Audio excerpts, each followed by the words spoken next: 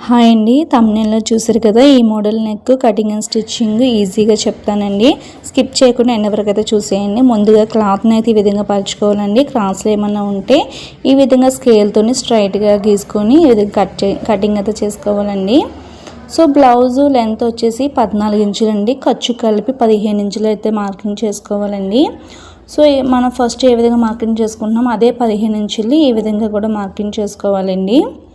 So వేస్ట్లు వచ్చేసి 11.5 ఇంచులండి. ఖర్చుతో కలిపి నేనైతే మార్కింగ్ చేసుకుంటున్నాను. 11.5 ఇంచులు ఇట్లా మార్కింగ్ చేసుకొని ఈ మార్కింగ్స్ని బాక్స్లో అయితే మార్కింగ్ అయితే చేసుకోవాలండి. ఈ విధంగా మార్కింగ్ చేసుకోవడం వల్ల నీట్గా వస్తుందండి. మార్కింగ్స్ అనేవి పక్కకి జరిగిపోకుండా ఈ విధంగా స్కేల్తో మార్కింగ్ చేసుకోవడం నీట్గా అయితే వస్తుందండి. సో నెక్ వచ్చేసి మనము 2 ఇంచులు తీసుకుంటున్నామండి, అంటే 2.5 ఇంచులు తీసుకుంటున్నాను. షోల్డర్ వచ్చేసి 3 ఇంచెస్ తీసుకుంటున్నాను. చంక డౌన్ వచ్చేసి 6 ఇంచులు అండి. అదే 6 ఇంచులు ఇక్కడ కూడా మార్కింగ్ అయితే చేసుకోవాలి. సో పైన ఎంతైతే పెట్టానో కింద కూడా అంతే లెంత్ పెట్టి సో ఈ విధంగా స్కేల్తో అయితే మార్కింగ్ అయితే చేసుకోవాలండి. సో చంక రౌండ్ వచ్చేసి 1.5తోని మార్కింగ్ అయితే చేసుకొని కర్వ్ స్కేల్ తోటి ఈ విధంగా అయితే రౌండ్ అయితే తీసుకోవాలండి. ఈ విధంగా కర్వ్ స్కేల్తో రౌండ్ తీసుకోవడం వల్ల చంక రౌండ్ అనేది నీట్గా వస్తుందండి. ముడతలు అవి రాకుండా బాగుంటుంది. సో ఈ నెక్ వచ్చేసి 5 ఇంచులు అయితే పెడుతున్నానండి. సో పైన మనం 2.5 పెట్టాం కదా, కిందన ఒక 1/2 ఇంచ్ కలిపి 3 ఇంచులు అయితే విడ్త్ అయితే పెట్టుకోవాలండి. సో ఈ విధంగా పెట్టుకోవడం వల్ల నెక్ అనేది సూపర్గా బాగా వస్తుందండి. సో ఈ విధంగా స్కేల్ తోటి ఈ మార్కింగ్స్ని కలుపుకోవాలి. సో స్టార్టింగ్ దగ్గర నుంచి 3 ఇంచెస్ అయితే మార్కింగ్ చేసుకుంటున్నాను. సో దీన్ని కూడా ఇట్లా స్కేల్తో డ్రా చేసుకుంటున్నాను. మళ్ళీ ఇక్కడ నుంచి 2 ఇంచెస్ అయితే మార్కింగ్ చేసుకుంటున్నాను డోరీస్ కోసము. సో తర్వాత డోరీ విడ్త్ కోసము ఇక్కడ నుంచి 1 ఇంచ్ అయితే మార్కింగ్ చేసుకుంటున్నాను. సో ఈ మార్కింగ్ కూడా స్కేల్తో అయితే కలిపేసుకోవాలండి. సో తర్వాత కిందన నాకు నెక్ వచ్చేసి చిన్నగా వచ్చింది. సో ఇట్లా చిన్నగా ఉంటే నెక్స్ అనేవి బాగోవండి. నెక్స్ అనేవి కొంచెం డీప్గా ఉంటేనే బాగుంటాయి. సో నేను అందుకని ఒక 1/2 ఇంచ్ అయితే ఎక్స్ట్రా పెట్టుకొని సో ఈ విధంగా అయితే కలుపుకుంటున్నాను మళ్ళీ. సో తర్వాత కింద నాకు కొంచెం కర్వ్లా వచ్చింది కదండి, దాన్ని నేను కర్వ్ స్కేల్ ఉపయోగించి కర్వ్ అయితే ఈ విధంగా అయితే గీసుకుంటున్నాను. సో తర్వాత ఈ మార్కింగ్ని 1 ఇంచ్ మార్కింగ్ని ఇలా స్కేల్తో అయితే డ్రా చేసుకుంటున్నానండి. సో ఇట్లాగా నీట్గా అయితే డ్రా చేసుకోవాలండి. మనం ఎంత నీట్గా అయితే డ్రా చేసుకుంటామో అంత నీట్గా నెక్ అనేది చాలా అంటే చాలా బాగా వస్తుంది. సో తర్వాత పైన కూడా ఈ విధంగా కర్వ్ స్కేల్ పెట్టుకొని రౌండ్గా తీసుకోవాలండి. సో ఈ విధంగా మార్కింగ్ చేసుకోవాలండి. సో నేను కట్ చేస్తున్నది వేస్ట్లో వచ్చేసి 30 సైజ్ అండి. ఎవరైనా 30 సైజ్ ఉండి ఈ మోడల్ నెక్ స్టిచ్చింగ్ చేసుకోవాలనుకుంటే నేను చెప్పే మెజర్మెంట్స్ మీ పక్కాగా ఫాలో అయిపోయింది. పక్కాగా ఫాలో అయిపోయి కటింగ్ చేసుకుంటే సూపర్ అంటే సూపర్ నీట్గా వస్తుంది.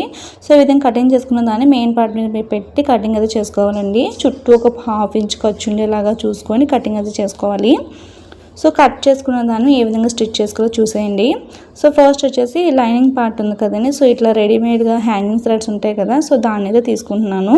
సో డోరీస్ మనము కుట్టుకోవడానికి ఇక్కడ 1.5 తోటి లెంత్ తోటి డోరీస్ అయితే తీసుకోవాలి. ఈ విధంగా 6 అంటే అటు 3 ఇటు 3 తీసుకోవాలండి. ఎందుకంటే మనం డోరీస్ పెట్టుకొని జిగ్జాగ్ పెట్టలో రావడానికి 6 తీసుకోవాలి. సో తర్వాత మెయిన్ పార్ట్ని ఈ విధంగా పరుచుకొని దాని మీద లైనింగ్స్ అనేవి నెక్స్ అనేవి ఎదురుగా వచ్చేలాగైతే పెట్టేసుకోవాలి. సో తర్వాత లైనింగ్కి వచ్చేసి మనం డోరీస్ అయితే ప్రిపేర్ చేసుకోవాలండి.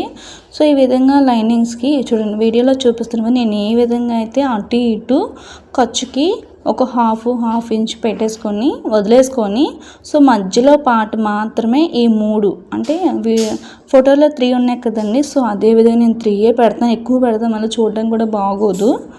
సో ఇట్లాగా 3 అయితే చూడండి నేను ఎట్లా అయితే స్టిచ్చింగ్ చేస్తాను మీరు అదే విధంగా స్టిచ్చింగ్ చేసుకోండి.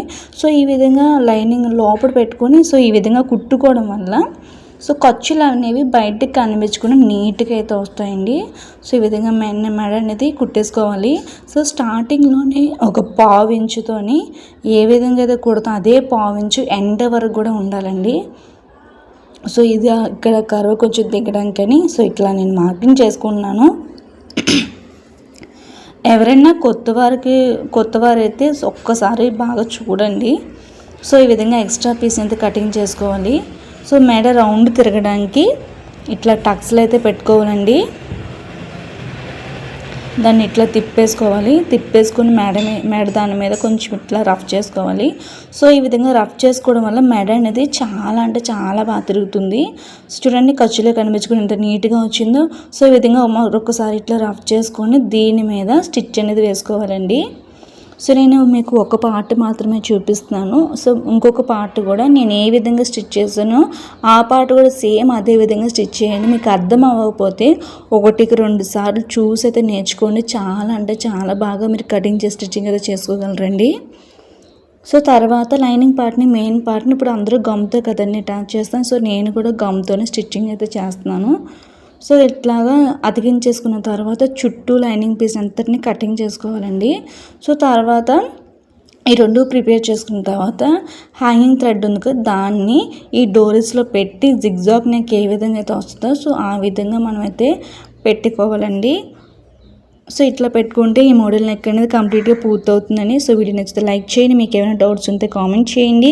ఇలాంటి latest blouse cuttings and stitchings videos కోసం మన ఛానల్ సబ్స్క్రైబ్ చేసుకోండి. Thank you for watching.